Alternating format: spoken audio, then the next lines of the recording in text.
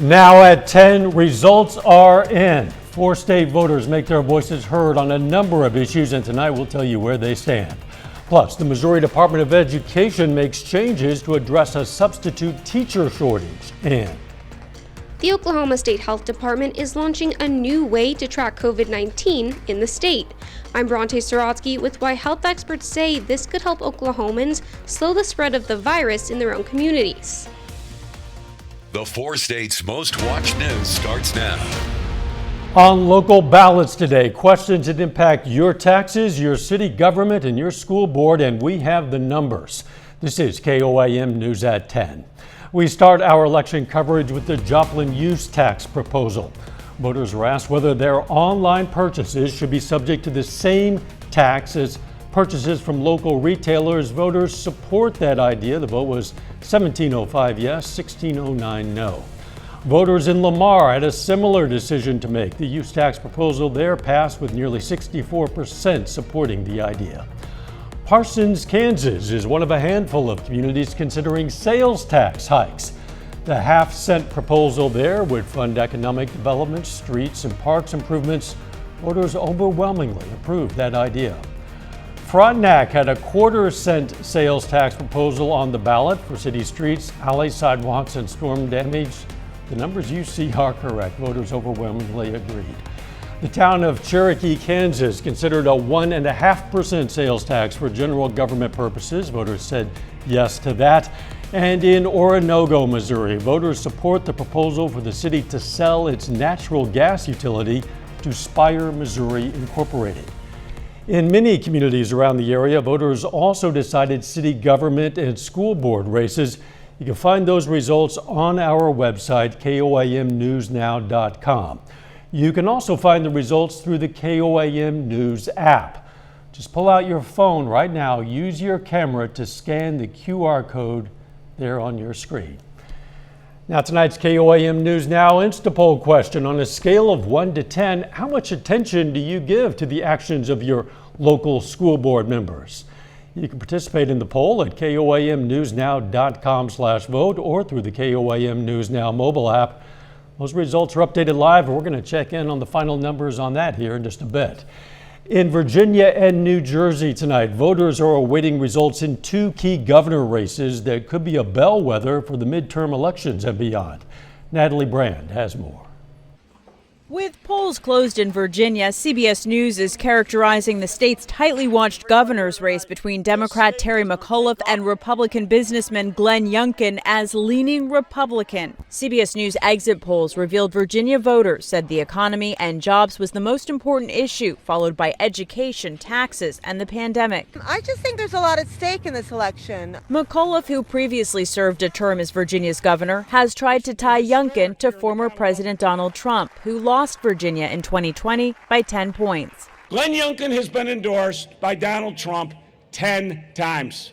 While President Biden comfortably won Virginia a year ago, today more Virginia voters say they disapprove of the job he's doing. I've just felt this great surge of momentum for the last 6 to 8 weeks. In New Jersey, Governor Phil Murphy hopes to become the first Democratic incumbent to win re-election in more than 4 decades. I've always voted for the candidate who I believe represents my values correctly, and that's Phil Murphy. Murphy is running against Republican challenger Jack Ciattarelli, a former state legislator. I am voting for Jack and getting Murphy out of here. Murphy has expanded government funding for pre-K and free community college, policies that President Biden is struggling to get past divided Democrats on Capitol Hill. In Minneapolis, voters are deciding whether to disband the city's police department and create a new public safety agency in the aftermath of George Floyd's murder. Natalie Brent, CBS News, Washington. The Minneapolis mayor, Jacob Pride, who opposes disbanding the police, is seeking re-election. Mayoral races are also taking place in other big cities, including New York, where CBS News projects Democrat Eric Adams will win. Boston is poised to make history by electing its first woman to the post. Some other numbers that are pretty low right now are the temperatures. Nick Kelly. Yeah, they certainly are, Dow. Didn't help matters with all the cloud cover and eventual rain that we saw work in this afternoon. didn't leave us much wiggle room again in terms of temperatures. We did improve on the high a little bit compared to yesterday, but starting out at 40 and only topping out around 47 degrees. That was it. And we've been watching this band of rain trying to build across more parts of the region, but for the most part, our southwestern counties have been dealing with the brunt of this light to moderate rain. But these are rain chances that will stick with us as long as we have an upper level wave working through the state of Kansas and almost ready to work into parts of Oklahoma. That keeps us under the clouds and keeps temperatures rather cool, low to mid 40s across the board right now. Looking at the day ahead of us, thankful changes are on the way, though. We'll deal with rain chances overnight into the morning. We'll close near 39, but the rain's gone. It's completely out of here as we go throughout the day, and with some peaks to the sundown, we'll get highs closer to 50 degrees, and the numbers keep going up from there. We'll break down the numbers here in a bit. See you then. The National Weather Service reports a record-breaking number of tornadoes in Oklahoma last month. The Weather Service confirmed 31 tornadoes. That's 4 more than the 27 recorded in October of 1998. No deaths were reported. On average, October is the 5th most active tornado month in the state, averaging 2.2 twisters since 1950. The strongest tornado last month was an EF2 near Anadarko on October 10th, when strong storms also spawned severe weather in parts of Arkansas, Kansas, Missouri, and Texas. A maintenance worker is dead after falling into this asphalt silo today in Oklahoma City. Investigators say a young man who regularly worked to clean out the structure at T.J. Campbell Construction fell about 25 feet into the silo, where temperatures can reach up to 320 degrees. The fire department had to drain the silo to retrieve the body. The company says the man's father also worked at that plant. Still ahead, schools across Missouri face a substitute teacher shortage, and now the State Department of Education is taking action. And the work is underway to distribute vaccines for kids ages 5 to 11. We're going to hear when health officials expect to start giving the shots. The Missouri Department of Elementary and Secondary Education, or DESE, has changed the guidelines for substitute teachers in the state. DESE is making it work by offering a 20-hour online course for substitutes to take. Now, until now, the only way you could get certified as a substitute teacher in Missouri was to have at least 60 college credit hours. Local districts have been feeling the pinch of the substitute shortage and hope this new option will open the doors for more subs. To me, what DESE has done is allowed us to do that, to go out and train people that we need to come in and be subs without going through some of the old standards. Carl Junction approved a pay raise for substitutes just last week, bringing their daily pay up to $100 in an effort to attract more qualified candidates. The Oklahoma State Department of Health has a new way for state residents to keep track of COVID-19 in their communities. KOAM's Bronte Sorotsky spoke with an epidemiologist about the state's new COVID-19 tracking portal and how the state says it could help Oklahomans make better health decisions for themselves. The Oklahoma State Health Department is launching a new way for Oklahomans to keep themselves safe. The pandemic's not over. You know, we are still, as an agency, monitoring it very closely. But this was the right time to really say, hey, let's make those next steps and in transition and really allow the individuals to really make some of those choices for themselves. Now, Oklahomans can take control of their health information with the start of their self-serve COVID-19 portal. What it does is when you test positive for COVID through your hospital or through a lab, what'll happen is when that lab result gets reported, individuals will receive a text message stating that they have a lab result and that's positive. The new system allows Oklahomans to easily send their COVID-19 status to anyone in their contacts and will allow them to print out a letter with when and how long they should isolate for. It's the opportunity for individuals to be notified and to receive information about what next steps that it would be important for them to take. Then, those contacts who may be infected can even report their symptoms, if any. They can actually go in and say, you know, hey, I want to report if I develop symptoms, or how long do I need to quarantine? The department says their biggest hope from this is to get Oklahomans a better understanding of the steps to take if they are infected to help slow down the current spread. I'm Bronte Sorotsky, KOAM News. For more information about this new portal and how to access it, click on this story on our website, KOAMnewsnow.com. U.S. health officials tonight gave the final sign-off to Pfizer's kid-sized COVID-19 shot. The CDC tonight gave the shot final approval after the FDA gave it the green light. And the work to get shots in little arms is already underway. Reporter Mandy Gaither tells us millions of doses for kids are already being shipped out. It's a moment many parents and pediatricians have been waiting for. It's very, very vital that children get vaccinated against COVID so that we can put this pandemic, fortunately, behind us. This COVID-19 vaccine, formulated for around 28 million U.S. kids ages 5 to 11, is already being shipped out. We began the process of moving 15 million doses from Pfizer's freezers and facilities to distribution centers. There, millions of doses are being packed with dry ice and tracking labels before they're loaded into small, specialized shipping containers. The FDA's emergency use authorization issued Friday for Pfizer's COVID-19 vaccine in younger children allowed that to happen. But even before the authorization, top U.S. health officials were preparing. We asked states, pharmacies, and community health centers to place their initial orders and submit their detailed distribution plans. The orange label indicates it's a dose for kids ages 5 to 11, only a third of what's given to those 12 and older. The doses are being placed in trucks and airplanes and sent to more than 20,000 locations. Over the next couple of days, several million doses will start arriving at local pediatricians and family doctors' offices, pharmacies, children's hospitals, community health centers, rural health clinics, and other locations. And the White House says more doses will be packed and delivered each day over the next week as more sites come online and the U.S. puts a focus on protecting younger children. For Health Minute, I'm Mandy Gaither. White House officials say the vaccination program will be fully up and running starting next week. Officials say parents will be able to visit vaccines.gov to find a nearby vaccine site for their child and to schedule an appointment. Later, the Kansas City Chiefs are adding to their defense. We'll have details in sports. Plus one more night and starting the day out with rain chances, then better changes on the way. Forecast up next.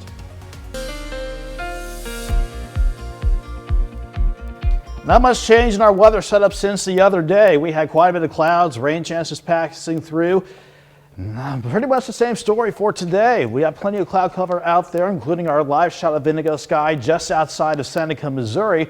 Plus, as the rain built in throughout the course of the late afternoon, certainly this evening, that made sure temperatures didn't really warm up that much. After seeing only mid-40s yesterday, we dropped back into the upper 30s to near 40 this morning.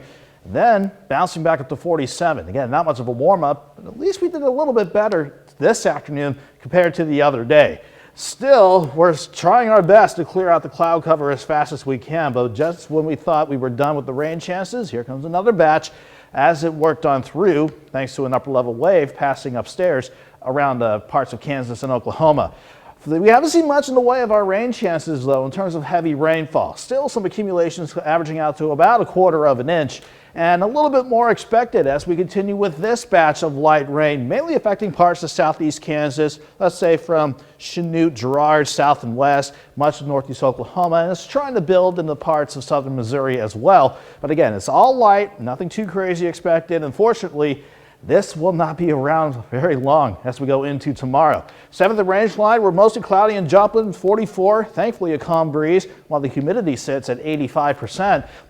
A little bit of a range in temperatures. Not a big range, though. 41 at Stockton to about 45 in Columbus, Chanute, Parsons, and Miami. This is pretty much uniform across the entire region, but will slowly drop back into the upper 30s again, despite the cloud cover in place and this wave of rain working through. This wave of rain, though, again, not being driven by anything at the surface. We do have high pressure working across northern Missouri. That's primarily keeping that northeast breeze in place and allowing temperatures to stay in the chill once again as we go through the overnight.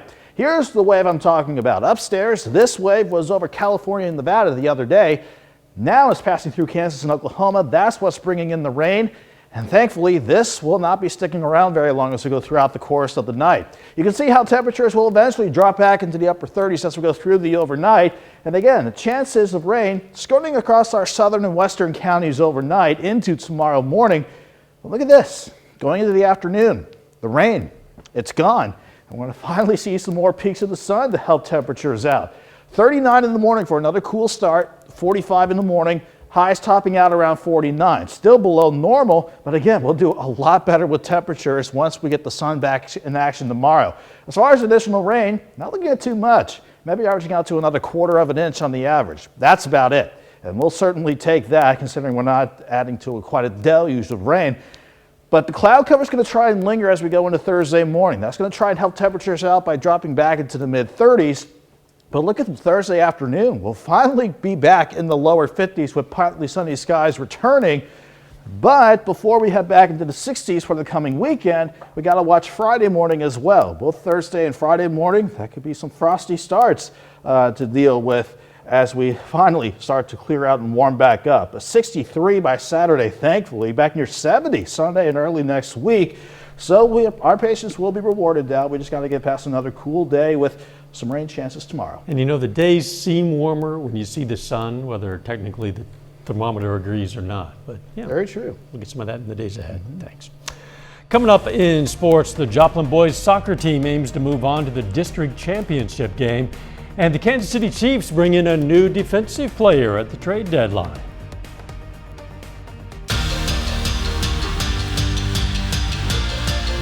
The Kansas City Chiefs added to their defense today in the final hours of the NFL trading deadline. Kansas City has acquired linebacker Melvin Ingram from the Pittsburgh Steelers. In exchange, Kansas City is sending Pittsburgh a 6th-round draft pick. Ingram was a 1st-round pick by the Chargers back in 2012, spent 9 seasons with the Chargers, then signed a 1-year deal with Pittsburgh last offseason. Ingram is a 3-time Pro Bowler with 50 sacks and 13 forced fumbles in 10 years in the league. Well, staying with the Chiefs, they got back to 500 last night, beating the Giants 20-17. Now again, it's kind of an inartistic night on offense. Quarterback Patrick Mahomes threw for 275 and a touchdown. But he also threw an interception for the 7th consecutive game. Still didn't really feel right, but Mahomes says he'll get there. We have guys open, and if we're on the same page, and me and the receivers with the routes, and then I throw it and hit the right spot, we can move the ball on pretty much any coverage. We have answers for versus everything. But that we've had, you've seen in every game pretty much that there's been times where we kind of stall out and we don't execute, or I throw the ball and I don't hit the right spot, or the receiver doesn't see it the same way that I do, or penalties or turnovers. So I mean, I know in this league it's kind of showing that it's kind of happened week after week these last few weeks, but I think we're going to snap out of it and we'll find a way to start executing, and then when we do, we'll be a tough offense to stop. The Kansas Jayhawk Conference has announced that Butler Community College must forfeit all of its wins this season after playing an ineligible player. Butler was supposed to be the number 3 seed in the Jayhawk Conference playoffs this weekend with a 5-2 record, but now they're technically 0-8. So here's why that matters for our area. Coffeyville is the number 1 seed and the regular season conference champion. Red Ravens was supposed to host Fort Scott in the first round of the playoffs on Sunday. Now, though, Butler is the 8 seed with an 0-8 record, so kind of a tough break for Coffeyville. Instead of hosting 1-7 Fort Scott, they'll host Butler, who was previously 5-2 and seeded 3rd. That game will be in Coffeyville on Sunday afternoon. The Missouri Southern women's basketball team is just 2 days away from their first exhibition game of the season. The Lions hit the road to Wichita Thursday night to face Wichita State in their only preseason exhibition of the year. The Southern picked to finish 9th in the MIAA preseason coaches poll. They're coming off a 9-14 overall record last year. They have 6 newcomers on the team this year, including 5 freshmen. They also bring back 8 players from last season, including a couple head coach Ronnie Russell expects big things from this season. Lane Skiles, offensively, has done a nice job for us. She's worked her butt off all summer and preseason. She's shooting the ball with a lot of confidence. And Amaya Johns, I think Amaya's going to have a breakout year. She knows how to score the basketball in a variety of ways, whether it's shooting a three, pull-ups, or getting to the basket, or even in a post-up situation. I think she's going to be a big asset for us, especially offensively. Finally, the Joplin High School boys soccer team faces Kickapoo tonight in the Class 4 District 5 semifinals. Joplin falls in this one in the end 4-1. The Chiefs advance to the district championship while Joplin finishes with a 16-7 overall record. And that's a look at sports. We're back with more news after this. Take time now to honor a local veteran. Master Sergeant Hines Hardy served in the U.S. Air Force. His hometown, Joplin. And we are proud to salute Master Sergeant Hines Hardy. He's tonight's four-state hero. All right, let's check back in on tonight's KOAM News Now. Instapoll question: on a scale of 1 to 10, how much attention do you give to the actions of your local school board members? The average audience response, a 5. This poll is now closed. Thank you for participating. Astronauts at the International Space Station enjoyed a taco dinner made with chili peppers grown on board the ISS. Peppers were planted as part of an experiment back in July, and last week they were ready for harvesting and sampling. Humans have been living and working on the space station for 2 decades, and the bulk of their meals, they're prepackaged, of course, but this experiment may clear a path for the cultivation of more fresh food in the future. Presumably they also brought along antacids just in case. And a lot of milk if it gets too hot. Yes, that would be helpful as well. I'm not sure that would be practical to take with them. Powdered maybe. Yeah. More rain ahead. Yeah, but at the very least for tonight and tomorrow morning, once we hit the afternoon, it's out of here and we'll start drying things out. 49 Wednesday, 50s Thursday and Friday, back into the 60s for the rest of the weekend. Final sports notes. The Carthage boys soccer team ended up winning their district semifinal game tonight, so they're going to be the ones facing Kickapoo in the district championship game. Congratulations to them. Thanks for joining us. Don't forget our morning news starts at 5 a.m. Let's make it a great tomorrow.